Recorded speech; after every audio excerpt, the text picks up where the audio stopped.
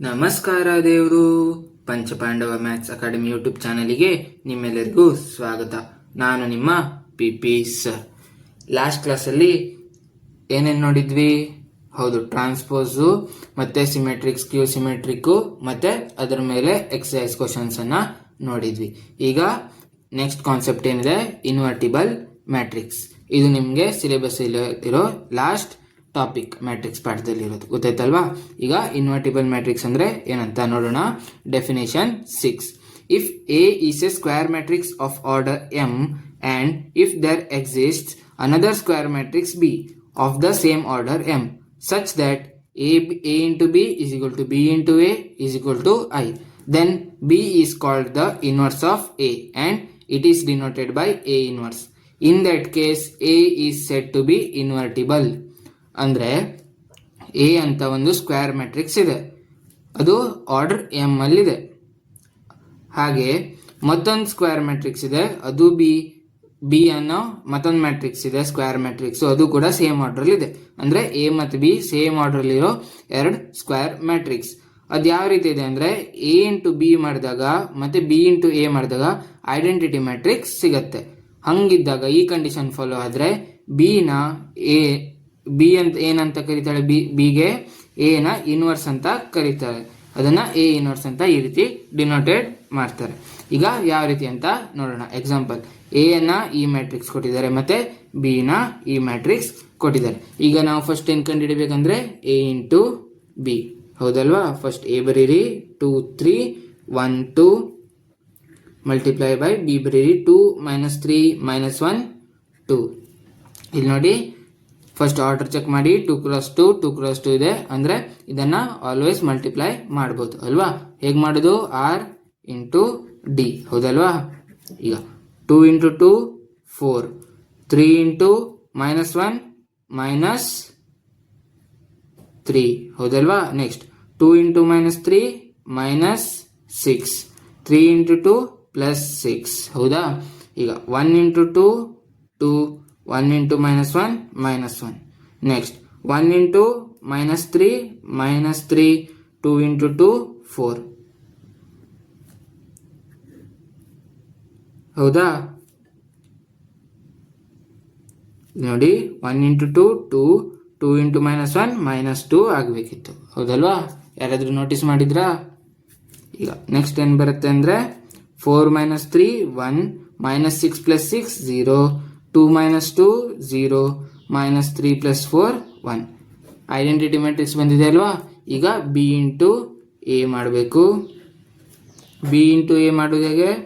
First B ಬರೀರಿ 2 -3 -1 2, next A ಬರೀರಿ 2 3 1 2, ಹೌದಲ್ವಾ? ಇದನ್ನು ಮಲ್ಟಿಪ್ಲೈ ಮಾಡಿ ಹೇಗೆ? ಆರ್ ಡಿ ಫಸ್ಟ್. ಈಗ 2 × 2 4, -3 × 1 -3, 2 × 3 6, -3 × 2 -6, -1 × 2 -2, 2 × 1 +2, -1 × 3 -3, 2 × 2 4 ಬರುತ್ತೆ. ಈಗ ಇದನ್ನು ಸಾಲ್ವ್ ಮಾಡಿದ್ರೆ 4 -3 1, 6 -6 0, -2 + 2 0, -3 + 4 1 ಬರುತ್ತೆ. ಅಂದ್ರೆ ನಾವೇನ್ ಬರೀಬಹುದು? A B is equal to B A is equal to I ಬಂದಿದೆ, ಹೌದಲ್ವಾ? ಹೌದು. ಈಗ ಲಾಸ್ಟ್ ಏನ್ ಬರೀಬಹುದು ಅಂದ್ರೆ ನಾವು B is inverse of A ಅಂದ್ರೆ B is equal to A inverse ಅಂತ ಬರೀಬಹುದು. ಹಾಗೆ A is inverse of B ಅಂದ್ರೆ A is equal to B inverse ಅಂತ ನಾವು ಬರೀಬಹುದು. ಗೊತ್ತಾಯ್ತಾ ಇಷ್ಟು? ಈಗ ನೋಟ್ ಇದೆ, ನೋಟ್ ಏನಂತ ನೋಡೋಣ. For products B into A and A into B to be defined and to be equal, it is necessary that matrices A and B should be square matrices of same order. ಅಂದ್ರೆ A B ಮತ್ತೆ B ಅನ್ನ define ಮಾಡ್ಲಿಕ್ಕೆ ಅದು square matrix ಆಗಿರ್ಬೇಕು. ಅದು ಗೊತ್ತಿದೆ ಅಲ್ವಾ ನಿಮ್ಗೆ? ಇಲ್ಲಾದ್ರೆ ಮಲ್ಟಿಪ್ಲೈ ಮಾಡ್ಲಿಕ್ಕೆ ಆಗುದಿಲ್ಲ, ಗೊತ್ತಾಯ್ತಾ?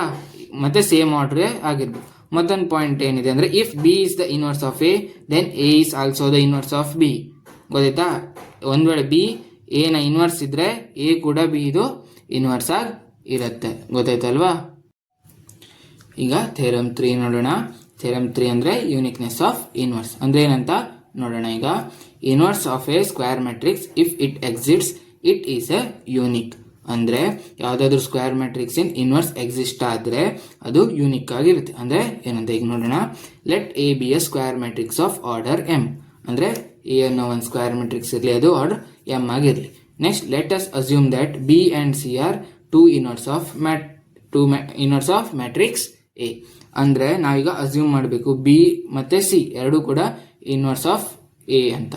ಅಂದರೆ ಇದು ಯಾವ ರೀತಿ ಅಂದರೆ ನಿಮಗೆ ಹೈಸ್ಕೂಲಲ್ಲಿ ನೆನಪಿರ್ಬೋದು, √5 √3 ಅದು ರ್ಯಾಷನಲ್ ನಂಬರ್ ಅಂತ ಅಸ್ಯೂಮ್ ಮಾಡಿ ಆಮೇಲೆ ಅದು ನಮ್ಮ ಅಸಂಪ್ಷನ್ ರಾಂಗ್ ಇದೆ, ಅದು ರಾಂಗ್ ಅಂತ ನಾವು ಪ್ರೂವ್ ಮಾಡೋದಿತ್ತು. ನೆನಪಿದೆ ಅಲ್ವಾ? ಅದೇ ರೀತಿ ಇದನ್ನು ಕೂಡ ಪ್ರೂವ್ ಮಾಡಬೇಕು. ಈಗ ಏನು ಮಾಡೋಣ ಅಂದರೆ ನಮ್ಗೆ ಗೊತ್ತಿದೆ A into B is equal to B into A is equal to I. ಹೌದಲ್ವಾ? ಈಗ ಎದು ಬಿ ಇನ್ವರ್ಸ್ ಅಂತ ಅಸ್ಯೂಮ್ ಮಾಡಿದ್ರೆ ಇದಾಗುತ್ತೆ. ಈಗ ನೆಕ್ಸ್ಟ್ ಏನಂದರೆ ಸಿ ಮಾಡೋದಿದ್ರೆ A into C is equal to C into A is equal to I. ಹೌದಲ್ವಾ? ಈಗ ಜಸ್ಟ್ ನಾವು ನೋಡಿದ್ವಿ ಡೆಫಿನೇಷನ್. ಹೌದಲ್ವಾ? ಈಗ ಇದು ಕರೆಕ್ಟ್ ಇದ್ರೆ ಅಷ್ಟೇ ಇದೆರಡು ಇನ್ವರ್ಸ್ ಅಂತ ಆಗುತ್ತೆ. ಅದೇ ಇದೆರಡು ಇನ್ವರ್ಸ್ ಆದರೆ ಇದು ಕರೆಕ್ಟ್ ಆಗಿರುತ್ತೆ. ಅದೇ ರೀತಿ ಎ ಮತ್ತು ಸಿಗೆ ನೋಡೋದಾದ್ರೆ ಇದು ಬರುತ್ತೆ. ಈಗ ನೆಕ್ಸ್ಟ್ ಏನು ಮಾಡಬೇಕಂದ್ರೆ ಫಸ್ಟ್ ಬಿ ಇಂದ ಸ್ಟಾರ್ಟ್ ಮಾಡೋಣ. B is equal to B into I. ನಿಮಗೆ ಗೊತ್ತಿದೆ ಯಾವುದೇ ಮ್ಯಾಟ್ರಿಕ್ಸನ್ನು ಐಡೆಂಟಿಟಿ ಮ್ಯಾಟ್ರಿಕ್ಸಿಂದ ಮಲ್ಟಿಪ್ಲೈ ಮಾಡಿದ್ರೆ ಅದು ಚೇಂಜ್ ಆಗಲ್ಲ, ಸೇಮ್ ಆಗೇ ಇರುತ್ತೆ. ಹೌದಲ್ವಾ? ಈಗ ನೆಕ್ಸ್ಟ್ ಏನು ಮಾಡಬೇಕು, ಇಲ್ಲಿ ನೋಡಿ ಐ ಈಸ್ ಈಕ್ವಲ್ ಟು ನಾವೇನಂತ ತಗೊಂಡಿದ್ದೀವಿ, ಎ ಸಿ ಅಂತ ತಗೊಂಡಿದ್ದೀವಿ. ಅಂದರೆ ಏನಾಗುತ್ತೆ, ಬಿ ಇಂಟು ಎ ಸಿ ಆಗುತ್ತೆ. ಹೌದಲ್ವಾ? ನೆಕ್ಸ್ಟ್ ನಾವು ಇದನ್ನು ಈ ರೀತಿ ಕೂಡ ಬರಿಬೋದಲ್ವಾ, B into A into C. ನಾವಿಲ್ಲಿ ಆರ್ಡರ್ ಚೇಂಜ್ ಮಾಡ್ಲಿಕ್ಕೆ ಆಗೋದಿಲ್ಲ. ಅಂದರೆ B into C into A ಆ ರೀತಿ ಎ ಆ ಸೈಡ್ ಹಾಕೋದೆಲ್ಲ ಮಾಡ್ಲಿಕ್ಕೆ ಆಗೋದಿಲ್ಲ. ಜಸ್ಟ್ ಮಲ್ಟಿಪ್ಲೈ ಮಾಡೋ ಆರ್ಡರ್ ಚೇಂಜ್ ಮಾಡ್ಬೋದು. ಫಸ್ಟ್ ಬಿ ಇಂದ ಎ ಮಲ್ಟಿಪ್ಲೈ ಮಾಡಿ ಆಮೇಲೆ ಬಂದ ಆನ್ಸರಿಗೆ ಸಿ ಮಲ್ಟಿಪ್ಲೈ ಮಾಡ್ಬೋದು, ಅಥವಾ first A into C multiply ಮಾಡಿ ಅದು ಬಿ ಇಂದ ಮಲ್ಟಿಪ್ಲೈ ಕೂಡ ಮಾಡ್ಬೋದು. ಆದರೆ ಆರ್ಡರ್ ಸೇಮ್ ಇರಬೇಕು. ಈಗ ಈ ರೀತಿ ಬರುತ್ತೆ. ಈಗ ನೆಕ್ಸ್ಟ್ ನೋಡಿ, ಬಿ ಇಂಟು ಎ ಅಂದರೆ ಏನು, ಐ ಅಂತ ಮೊದಲೇ ನಾವು ಹೇಳಿದ್ವಿ. ಅಂದರೆ ಏನಾಗುತ್ತೆ, ಐ ಇಂಟು ಸಿ. ಈಗ ಐಡೆಂಟಿ ಮ್ಯಾಟ್ರಿಕ್ಸ್ ಇಂಟು ಸಿ ಏನಾಗುತ್ತೆ, ಸಿನೇ ಆಗುತ್ತೆ. ಅಂದರೆ ಇಲ್ಲಿ ನೋಡಿ B is equal to C. ಅಂದರೆ ಇನ್ವರ್ಸ್ ಆಫ್ ಎ ಅಂದರೆ ಬಿ ಈಸ್ ಈಕ್ವಲ್ ಟು ಸಿನೇ ಆಗಿರುತ್ತೆ. ಅಂದರೆ ಅದೆರಡು ಒಂದೇ, ಬೇರೆ ಬೇರೆ ಆಗಿರ್ಲಿಕ್ಕೆ ಸಾಧ್ಯ ಇಲ್ಲ. ಅದೇ ಇದರದ್ದು ಪ್ರೂಫ್. ಗೊತ್ತಾಯ್ತಲ್ವಾ? ಈಗ ನೆಕ್ಸ್ಟ್ ಥಿಯರಮ್ ನೋಡೋಣ. Theorem number 4. ಥಿಯರಮ್ ನಂಬರ್ 4 ಏನು ಹೇಳ್ತಿದೆ, if A and B are invertible matrices of the same order then A into B whole inverse is equal to B inverse into A inverse ಅಂತ ಹೇಳ್ತಿದೆ. ಅಂದರೆ ಇದೆರಡು ಕೂಡ A ಮತ್ತು B invertible matrices ಆಗಿದೆ. ಅಂದರೆ A is inverse of B ಮತ್ತು B is inverse of A ಆಗಿದ್ರೆ ಅದು ಸೇಮ್ ಆರ್ಡರ್ ಆಗಿದ್ರೆ ಸ್ಕ್ವೇರ್ ಮ್ಯಾಟ್ರಿಕ್ಸು, ಆವಾಗ ಈ ಇಕ್ವೇಶನ್ ಟ್ರೂ ಆಗುತ್ತೆ ಅಂತ ಹೇಳ್ತಿದ್ದಾರೆ. ಅದನ್ನು ಈಗ ನಾವು ಪ್ರೂವ್ ಮಾಡಬೇಕು. ಯಾವ ರೀತಿ ಪ್ರೂವ್ ಮಾಡಬೇಕು, ಇಲ್ಲಿ ನೋಡಿ. ಈಗ ಫಸ್ಟ್ ಸ್ಟಾರ್ಟಿಂಗ್ ಏನು ಮಾಡೋಣ ಅಂದರೆ LHS ಇಂದ ಹೋಗೋಣ. LHS ಇಂದ ಯಾವ ರೀತಿ ಹೋಗ್ಬೇಕಂದ್ರೆ A into B multiplied by A into B inverse is equal to I. ಇದು ಯಾವ ರೀತಿ ಅಂತ ಗೊತ್ತಿದೆ ಅಲ್ವಾ, ನಿಮಗೆ ಗೊತ್ತಿದೆ. ಇಲ್ಲಿ ನೋಡಿ ಏನು ಗೊತ್ತಿದೆ, A into A inverse is equal to identity matrix ಅಂತ ಈಗ ಜಸ್ಟ್ ಪ್ರೂವ್ ಮಾಡಿದ್ವಿ. ಹೌದಲ್ವಾ? ಅದೇ ರೀತಿ ಎ ಜಾಗದಲ್ಲಿ ಎ ಬಿ ಇದೆ, ಎ ಇನ್ವರ್ಸ್ ಜಾಗದಲ್ಲಿ ಎ ಬಿ ಇನ್ವರ್ಸ್ ಇದೆ. ಗೊತ್ತಾಯ್ತಲ್ವಾ? ಈಗ ನೆಕ್ಸ್ಟ್ ಏನು ಮಾಡಬೇಕು, ಇಲ್ಲಿ ನೋಡಿ ನಮಗೆ ಈ ಸೈಡ್ ಏನಿದೆ, ಬರೀ ಎ ಇಂಟು ಬಿ ಇನ್ವರ್ಸ್ ಇರಬೇಕು. ಅಂದರೆ ಇದನ್ನು ನಾವು ಎಲಿಮಿನೇಟ್ ಮಾಡಬೇಕು, ಇದನ್ನು ತೆಗಿಬೇಕು. ಈಗ ಡೈರೆಕ್ಟ್ ತೆಗಿಲಿಕ್ಕೆ ಆಗ್ತದೆಯಾ? ಇಲ್ಲ, ಆಗೋದಿಲ್ಲ. ಅದು ಯಾವ ರೀತಿ ತೆಗಿಬೇಕಂತ ನೋಡೋಣ. ಫಸ್ಟ್ ಏನು ಮಾಡಬೇಕಂದ್ರೆ ನಾವು ಇದನ್ನು ಎ ಇನ್ವರ್ಸಿಂದ ಎರಡು ಸೈಡಿಗೆ ಮಲ್ಟಿಪ್ಲೈ ಮಾಡಬೇಕು. ಯಾಕಂದರೆ ಎ ಇಂಟು ಎ ಇನ್ವರ್ಸ್ ಏನಾಗುತ್ತೆ, ಐ ಆಗುತ್ತೆ. ಈಗ ಮಲ್ಟಿಪ್ಲೈ ಮಾಡೋದು ಹೇಗೆ, ರೈಟ್ ಸೈಡಿಂದ ಮಲ್ಟಿಪ್ಲೈ ಮಾಡಬೇಕಾ? ಇಲ್ಲ, ರೈಟ್ ಸೈಡಿಂದ ಮಲ್ಟಿಪ್ಲೈ ಮಾಡಿದ್ರೆ ಎ ಇನ್ವರ್ಸ್ ಇಲ್ಲಿ ಬರುತ್ತೆ. ಆವಾಗ ಇದೆರಡು ಮಧ್ಯದಲ್ಲೂ ಇದು ನಿಂತಿರುತ್ತೆ. ಆವಾಗ ನಾವು ಅದನ್ನು ಕ್ಯಾನ್ಸಲ್ ಮಾಡ್ಲಿಕ್ಕೆ ಆಗೋದಿಲ್ಲ. ಸೊ ಲೆಫ್ಟ್ ಸೈಡಿಂದ ಮಾಡಬೇಕು. ಲೆಫ್ಟ್ ಸೈಡಿಂದ ಅಂದರೆ A inverse into A B whole inverse is equal to A inverse into I. ಇಲ್ಲಿ ನೋಡಿ, ಈ ಸೈಡಿಂದನೂ ಲೆಫ್ಟ್ ಸೈಡಿಂದ ಮಾಡಿದ್ವಿ. ಈಗ RHS ಅಲ್ಲೂ ನಾವು ಲೆಫ್ಟ್ ಸೈಡಿಂದನೇ ಮಾಡಬೇಕು. ಇದು ಆ ಸೈಡಲ್ಲಿ ಮಾಡ್ಲಿಕ್ಕೆ ಇಲ್ಲ. ಈಗ ನೆಕ್ಸ್ಟ್ ಏನಾಗುತ್ತೆ, ಇಲ್ಲಿ ನೋಡಿ ನಾವು ಹೇಳಿದ್ವಿ ಗ್ರೂಪ್ ಯಾವ ರೀತಿ ಬೇಕಾದರೂ ಮಾಡ್ಬೋದು. ಅಂದರೆ A inverse into A into B into A B inverse is equal to ಇಲ್ಲಿ ನೋಡಿ ಎ ಇನ್ವರ್ಸ್ ಇಂಟು ಐ ಏನಾಗುತ್ತೆ ಎ ಇನ್ವರ್ಸ್ ಅದೇ ಮ್ಯಾಟ್ರಿಕ್ಸ್ ಆಗಿರುತ್ತೆ. ಇಲ್ಲಿ ಖಾಲಿ ನಾವು ಮಲ್ಟಿಪ್ಲೈ ಮಾಡೋ ಆರ್ಡರ್ ಅಷ್ಟೇ ಚೇಂಜ್ ಮಾಡಿದ್ದೀವಿ, ಅಂದರೆ ಇದು ಟರ್ಮನ್ನೇ ಚೇಂಜ್ ಮಾಡಲಿಲ್ಲ, ಖಾಲಿ ಫಸ್ಟ್ ಇದೆರಡನ್ನು ಫಸ್ಟ್ ಮಲ್ಟಿಪ್ಲೈ ಮಾಡೋ ಬದಲು ಇದೆರಡನ್ನು ಫಸ್ಟ್ ಮಲ್ಟಿಪ್ಲೈ ಮಾಡ್ತಿದ್ವಿ. ಈಗ ಎ ಇನ್ವರ್ಸ್ ಇಂಟು ಎ ಏನಾಗುತ್ತೆ ಐ ಆಗುತ್ತೆ, ಹೌದಲ್ವಾ. I B into A B inverse is equal to A inverse ಆಗುತ್ತೆ. ಈಗ ಐ ಇಂಟು ಬಿ ಏನಾಗುತ್ತೆ, ಯಾವುದೇ ಮ್ಯಾಟ್ರಿಕ್ಸನ್ನು ಐಯಿಂದ ಮಲ್ಟಿಪ್ಲೈ ಮಾಡಿದ್ರೆ ಅದೇ ಮ್ಯಾಟ್ರಿಕ್ಸ್ ಉಳಿಯುತ್ತೆ, ಹೌದಲ್ವಾ.